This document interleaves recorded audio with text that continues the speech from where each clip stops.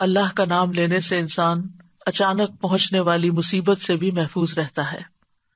عثمان بن عفان کہتے ہیں، میں نے رسول اللہ صلی اللہ علیہ وسلم سے سنا، آپ فرماتے تھے، جس نے شام کو 3 بار یہ دعا پڑھ لی اسے صبح تک کوئی اچانک مصیبت نہیں آئے گی، کوئی اچانک مصیبت نہیں آئے گی۔ یعنی اس کا مطلب نہیں کہ دوسری آ جائے گی، یعنی ایک دم کسی قسم کی پریشانی اس کو لاحق نہیں ہوگی۔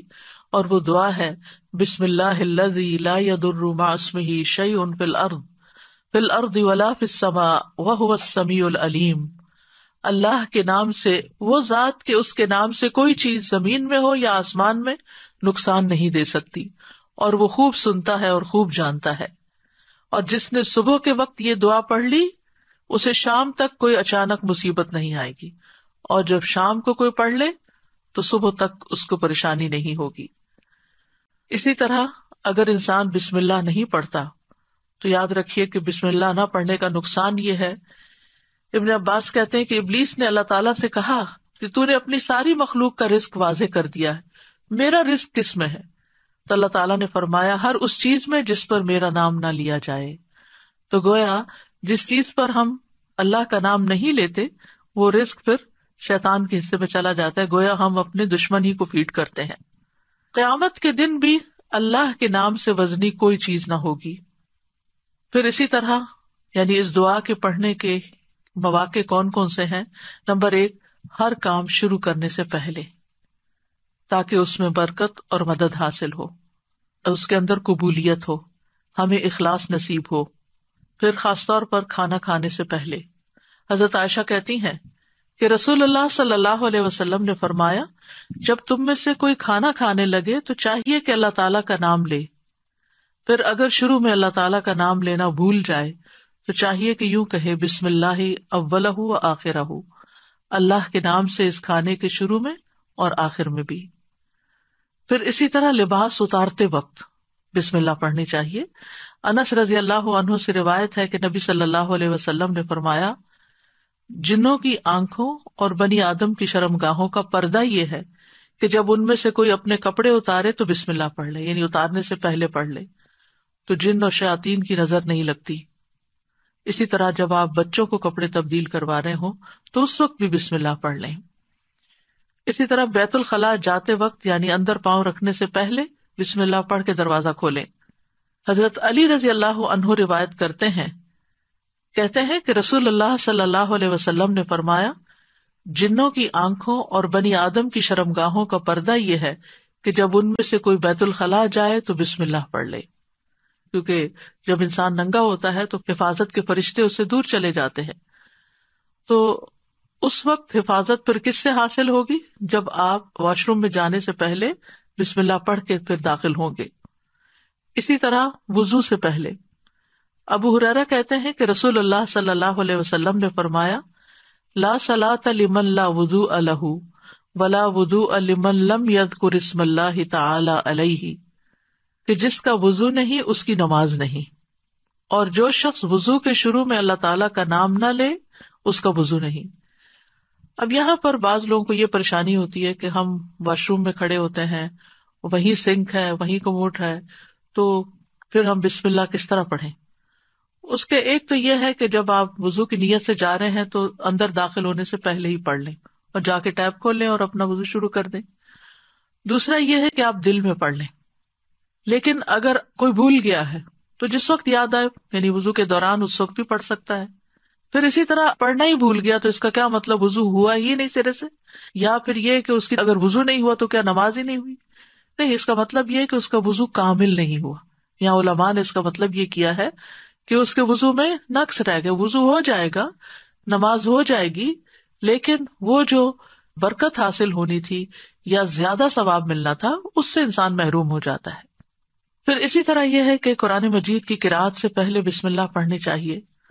قتادہ سے روایت ہے، وہ کہتے ہیں کہ انس رضی اللہ عنہ سے سوال کیا گیا کہ نبی صلی اللہ علیہ وسلم کی قرأت کیسی تھی، تو انہوں نے بیان کیا کہ آپ صلی اللہ علیہ وسلم کھینچ کر پڑھتے تھے، پھر آپ نے بسم اللہ الرحمن الرحیم کو پڑھا، یعنی بسم اللہ الرحمن الرحیم، یعنی مد کے ساتھ پڑھتے تھے، الرحمن کو اور رحیم کو بھی کھینچ کر تلاوت کرتے تھے۔ پھر اسی طرح کھانا کھانے سے پہلے بھی عمر بن ابی سلمہ رضی اللہ عنہ کہتے ہیں میں بچہ تھا اور رسول اللہ صلی اللہ علیہ وسلم کی پرورش میں تھا۔ عمر بن ابی سلمہ جو ہے یہ ابو سلمہ رضی اللہ عنہ کے بیٹے ہیں، ام سلمہ کے بھی بیٹے ہیں۔ ام سلمہ کی جب شادی ہوئی تو یہ نبی صلی اللہ علیہ وسلم کے گھر میں بچے آ گئے، یعنی آپ کے ربیب تھے اور آپ کی پرورش میں تھے۔ تو وہ کہتے ہیں کہ کھانا کھاتے وقت میرا ہاتھ برتن میں چاروں طرف گھوما کرتا جیسے بچے عام طور پر کرتے ہیں۔ تو رسول اللہ صلی اللہ علیہ وسلم نے مجھ سے فرمایا اے لڑکے بسم اللہ پڑھ لیا کرو اور دائیں ہاتھ سے کھایا کرو اور برتن میں وہاں سے کھایا کرو جو جگہ تم سے نزدیک ہو، یعنی اپنے سامنے سے کھاؤ۔ وہ کہتے ہیں کہ چنانچہ اس کے بعد میں ہمیشہ اسی ہدایت کے مطابق کھاتا رہا۔ تو یہ ٹیبل مینرز ہیں، کھانا کھانے کے آداب ہیں، اور اس میں نہ صرف یہ کہ بڑوں کو اس کا اہتمام کرنا چاہیے بلکہ بچوں کو بھی سکھانا چاہیے۔ پھر اسی طرح گھر میں داخل ہوتے وقت بسم اللہ پڑھ کر داخل ہوں۔ جابر رضی اللہ عنہ سے روایت ہے، وہ کہتے ہیں کہ میں نے رسول اللہ صلی اللہ علیہ وسلم کو فرماتے ہوئے سنا جب آدمی اپنے گھر میں داخل ہوتا ہے تو وہ داخل ہوتے وقت اور کھانا کھاتے وقت اللہ کا نام لیتا ہے تو شیطان کہتا ہے کہ آج تمہارے لیے اس گھر میں نہ رات گزارنے کی جگہ ہے اور نہ ہی رات کا کھانا ہے۔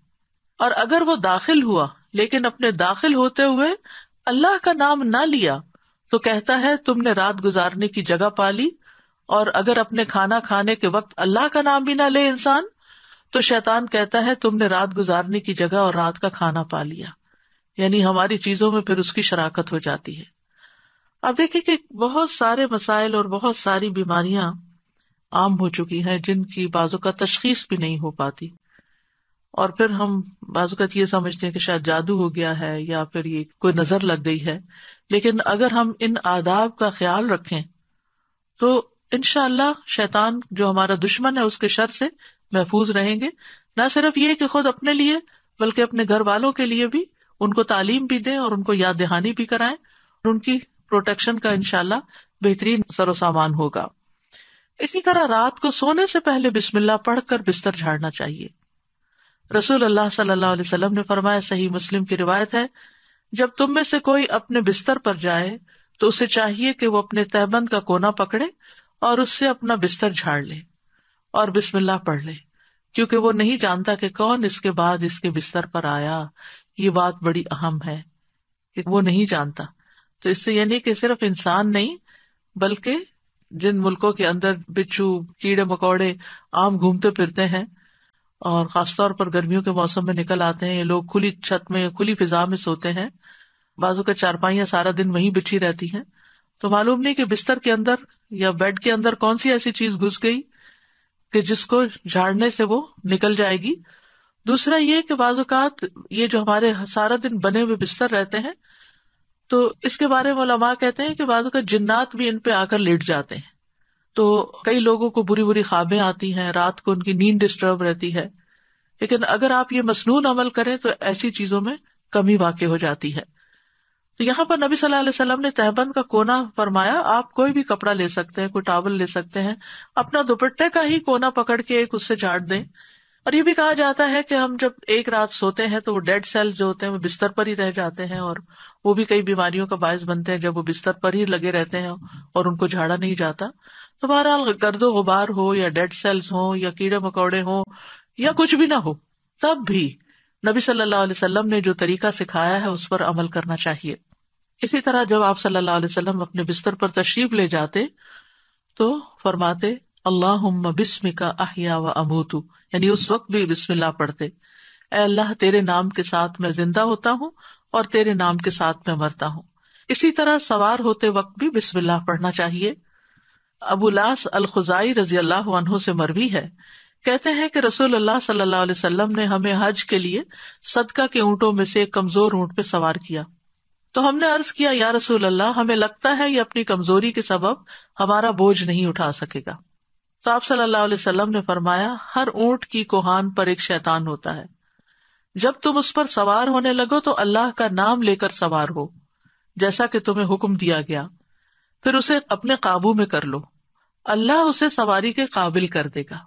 اور آج کے دور میں بہت سے لوگ اونٹوں پہ سوار ہوتے ہیں، گھوڑوں پہ سوار ہوتے ہیں، اور گاڑیاں تو خیر عام ہیں، تو اس کا یہ مطلب نہیں کہ صرف جب اونٹ پر ہی سوار ہوں تو بسم اللہ پڑھیں. گاڑی پر سوار ہوتے ہوئے، دروازہ کھولتے ہوئے، سیٹ پہ بیٹھتے ہوئے، گاڑی سٹارٹ کرتے ہوئے اگر سوچے کہ بسم اللہ کہنے میں وقت کتنا لگتا ہے، 2 لفظ ہی تو کہنے ہوتے ہیں، لیکن اللہ کی مدد شامل حال ہو جاتی، انسان نقصان سے بچ جاتا ہے، وہ سفر محفوظ ہو جاتا ہے. اسی طرح تکلیف کے وقت بھی بسم اللہ کہنا چاہیے.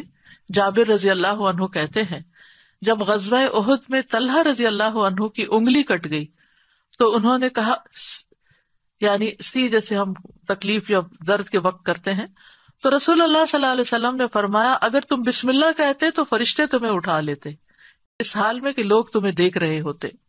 اسی طرح اگر کسی جگہ پر درد ہو رہی ہو تو بسم اللہ سے اللہ کا نام لے کر دم کرنا چاہیے. صحیح مسلم میں آتا ہے، عثمان بن ابو العاص ثقفی رضی اللہ عنہ سے روایت ہے کہ انہوں نے رسول اللہ صلی اللہ علیہ وسلم سے درد کی شکایت کی جسے وہ اپنے جسم میں محسوس کیا کرتے تھے جب سے وہ مسلمان ہوئے. تو رسول اللہ صلی اللہ علیہ وسلم نے ان سے فرمایا اپنا ہاتھ اس جگہ رکھو جہاں تم اپنے جسم سے درد محسوس کرتے ہو اور 3 بار بسم اللہ کہو. یہاں اس حدیث سے یہ پتہ چلتا ہے کہ جہاں شدت زیادہ ہو تکلیف وغیرہ کی وہاں بسم اللہ کو ریپیٹ بھی کیا جا سکتا ہے. 3 مرتبہ بسم اللہ کہو اور 7 مرتبہ یہ پڑھو اعوذ باللہ وقدرتہ من شر ما اجد واحاذر، میں اللہ کی ذات اور اس کی قدرت سے ہر اس چیز سے پناہ مانگتا ہوں جسے میں محسوس کرتا ہوں اور جس سے میں خوف کرتا ہوں. تو آپ خود بھی اور بچوں کو بھی یہ دعا سکھا دیں، کہیں چوٹ لگ جائے، کہیں درد ہو رہا ہو، اور بعض اوقات ایسے لا علاج مرض ہوتے ہیں کہ تکلیف ہوتی ہے لیکن ڈائگنوز نہیں ہوتی، تو اللہ کے نام سے انسان مدد حاصل کرتا رہے اللہ کی، تو ایسی تکلیفیں دور ہو جاتی ہیں.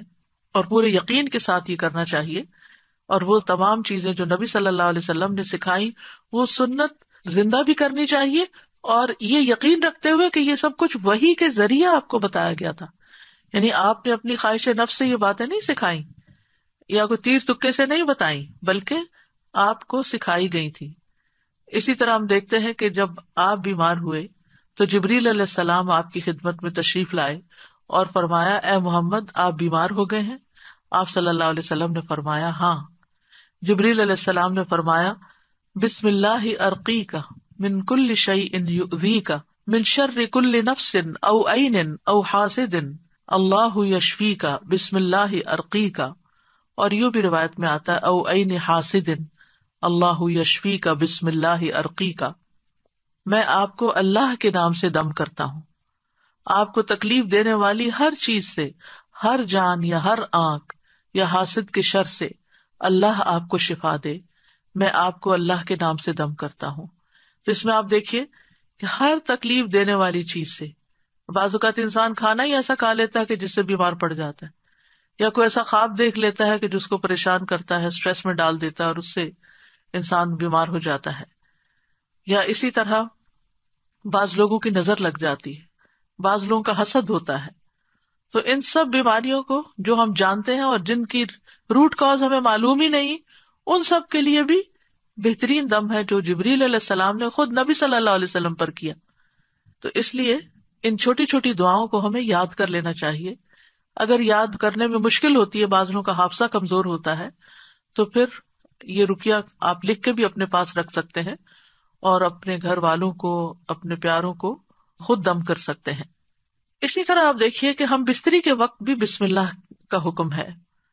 یعنی اس سے یہ پتہ چلتا ہے کہ چاہے آپ نماز پڑھ رہے ہیں یا قرآن پڑھ رہے ہیں یا پھر عین دنیا کے کوئی کام کر رہے ہیں، تو آپ بسم اللہ سے ان کا آغاز کریں.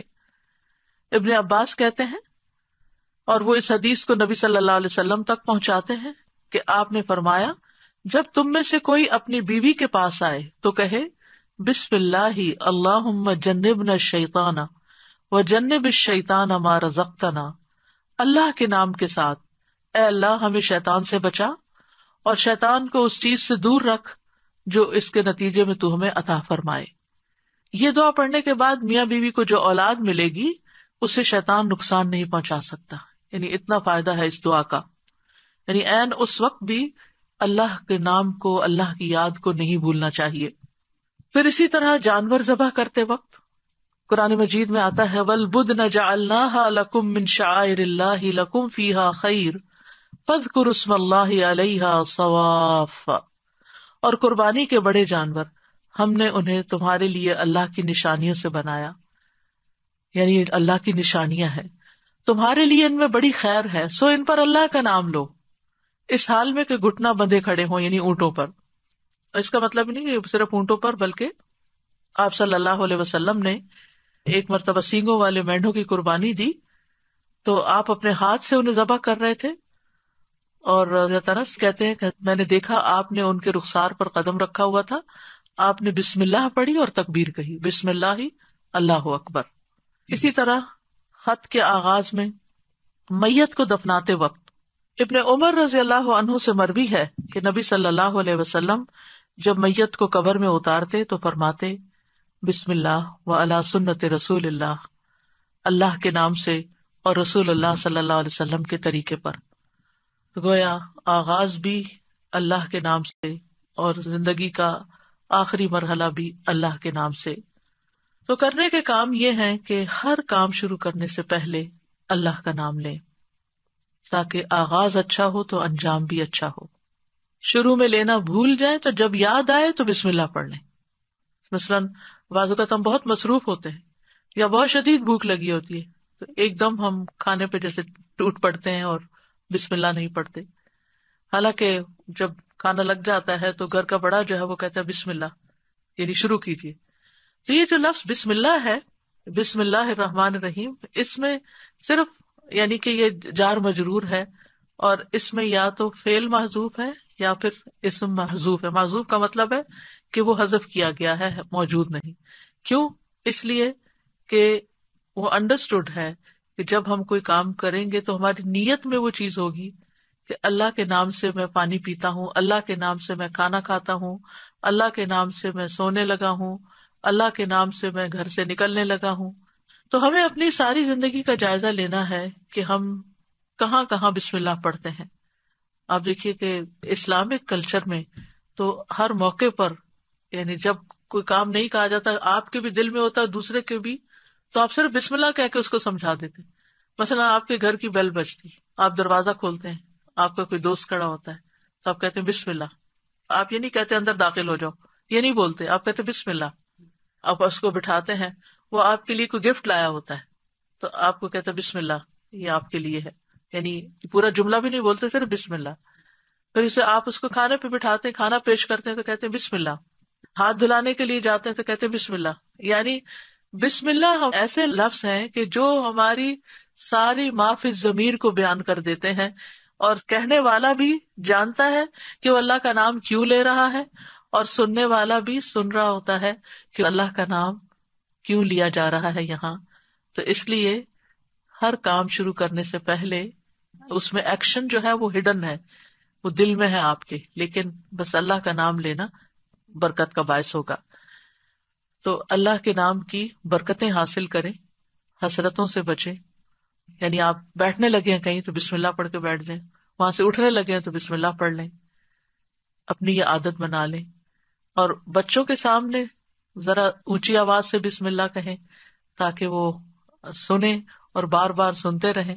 مجھے یاد ہے بچپن میں جب کوئی بچہ گر جاتا تھا تو ہماری پھوپھی ہمارے ساتھ رہتی تھی، تو اس وقت بھی بسم اللہ پڑھتی، پھر اٹھاتے ہوئے، پھر اس چوٹ کو سہلاتے ہوئے، یعنی ہر دوسرے کام میں بسم اللہ بسم اللہ۔ بچوں کو دودھ پلاتے ہوئے، بچوں کو اٹھاتے ہوئے، ان کو چینج کرتے ہوئے، تو یعنی بسم اللہ ہماری گھٹی میں پڑ جانی چاہیے کہ ہم کوئی کام اللہ کی یاد کے بغیر نہ کریں۔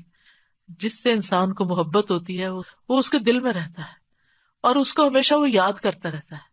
تو جو لوگ اللہ سے محبت کرتے ہیں، اور اللہ کا لفظ کا تو معنی ہی کیا ہے، ایک معنی یعنی مألوہ، یعنی جس سے شدید محبت کی جاتی ہے، جیسے اردو میں لفظ والہانہ کہتے ہیں آپ، والہانہ جس سے محبت کی جاتی ہے۔ تو اگر ہم اس کو اپنا اللہ سمجھتے ہیں، محبوب سمجھتے ہیں، اور اس سے والہانہ محبت کرتے ہیں، اور اس کی طرف پناہ لینا چاہتے ہیں، اپنے دشمن سے بچنا چاہتے ہیں، تو پھر اس کے لیے آپ اپنی عادت بنا لیں۔ اور جتنے مقامات کا میں نے ذکر کیا ہے ان پر تو خاص طور پر بسم اللہ کہنا نہ بھولیں۔ انشاءاللہ آپ دیکھیں گے کہ اس کی برکت سے کہتے ہیں نا بسم اللہ کی برکت، تو بسم اللہ کی برکت سے آپ کی زندگی کے بہت سے کام آسان ہوں گے، بہت سی پریشانیوں سے نجات ملے گی. تو آئیے ایک دفعہ ہم خوبصورت آواز میں بسم اللہ سن لیتے ہیں. بسم اللہ الرحمن الرحیم. بسم اللہ الرحمن الرحیم. بسم اللہ الرحمن الرحیم. اس کے ساتھ ہی میں آپ سے اجازت لیتی ہوں. کل انشاءاللہ اسی وقت دوسرے پارے سے ایک آیت کا انتخاب کر کے آپ کے ساتھ بات چیت ہوگی. یہ رمضان کے سلسلے کی ایک کڑی ہے اور اس وجہ سے ہر پارے سے صرف ایک آیت کو سلیکٹ کیا گیا ہے تاکہ ہم ایک آیت کو سمجھ بھی جائیں اور اس کو اپنی زندگی میں لے آئیں، تاکہ ہمارا علم ہم پر بوجھ نہ ہو، ہمارے لیے عمل کرنا آسان ہو. یعنی کبھی یہ روایت رہی کہ ایک دن میں ایک سپارہ پورا پڑھ لیا جائے، کبھی تیز بارش ہوتی ہے اور کبھی ایک دن میں بس ایک آیت ہی سمجھ لی جائے. تو اصل مقصد کیا ہے؟ تدبر اور عمل، کہ ہم غور و فکر بھی کریں اور اس کے ساتھ ساتھ عمل بھی کریں. وآخر دعوانا ان الحمد للہ رب العالمین. سبحانک اللہم و بحمدک، اشہد ان لا الہ الا انت، استغفرک و اتوب الیک. السلام علیکم و رحمۃ اللہ وبرکاتہ.